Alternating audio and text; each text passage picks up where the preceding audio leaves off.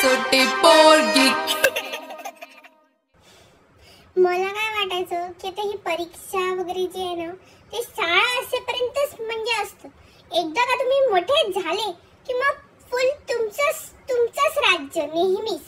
तुम्हाला जे वाटेल तुम्ही करू शकता, कोणी तुमच्या मागे लागत नाही की हे कर ते कर, कोणी परीक्षा द्यायला लावत नाही, रिझल्ट लागत नाही। पण मला काल कळलं असं नसतं, मोठ्या लोकांची पण परीक्षा होते आणि त्याचा रिझल्ट लागतो। काल आमच्या घरी सगळेजण एवढे टेन्शन मध्ये बसले होते, टीव्हीवर बघत होते। मी विचारलं काय आहे, म्हणे आज रिझल्ट आहे। सकाळपासून त्यांचा रिझल्ट काही लागत नव्हता, म्हणजे किती उशिरा लागला। आमच्या तरी सकाळी 10 वाजेपर्यंत फुल सगळ्यांचे रिपोर्ट कार्ड पण वाटून सगळेजण घरी पण पोहोचून जातात। अरे मी विचारत होती अजून कशाचा आहे, तर मग म्हणे की आम्ही गेलो होतो ना वोटिंग करायला, त्याचा रिझल्ट आहे, आज कळणार आहे। सगळेजण सकाळपासून बसले होते, जिथे पण जात होते तिथे हेच सगळं बोलत होते। म्हणजे विचार करा, म्हणजे की मोठं झाल्यावर पण आहेच परीक्षा रिझल्ट।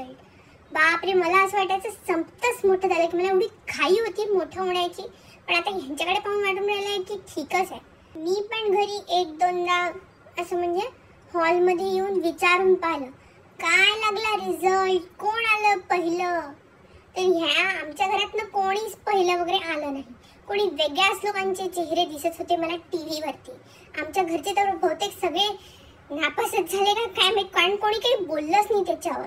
मी त्यांना म्हटलं ना की सगळेच नापास झाले का तुम्ही, तर सगळे हसत होते, म्हणजे अरे आमचा नव्हता रिझल्ट पण ह्यांचाच होता, नाही तर हे कशाला बसतील इतका वेळ टीव्ही समोर आणि पेपर मध्ये आणि इकडे तिकडे सगळीकडे काय रिझल्ट लागतो सांगतही नीट।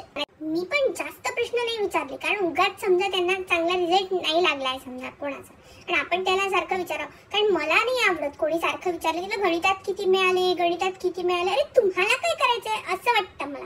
मग मी पण माझ्या घरच्यांशी जर तसंच वागेल तर त्या लोकांमध्ये आणि माझ्यामध्ये काय फरक राहिला। म्हणून मला आजी म्हणते तू समजूतदार आहे, हे असं असतं समजूतदार असणं। एक जमीनदार असतात आणि एक समजूतदार आणि एक घराचं दार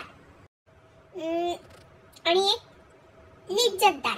पहा एवढी माहिती आहे फुल मला एकदम सगळ्या गोष्टींची। आता अजून मी पाहते काय झालंय रिझल्टचं वगैरे, मग कळवेल तुम्हाला।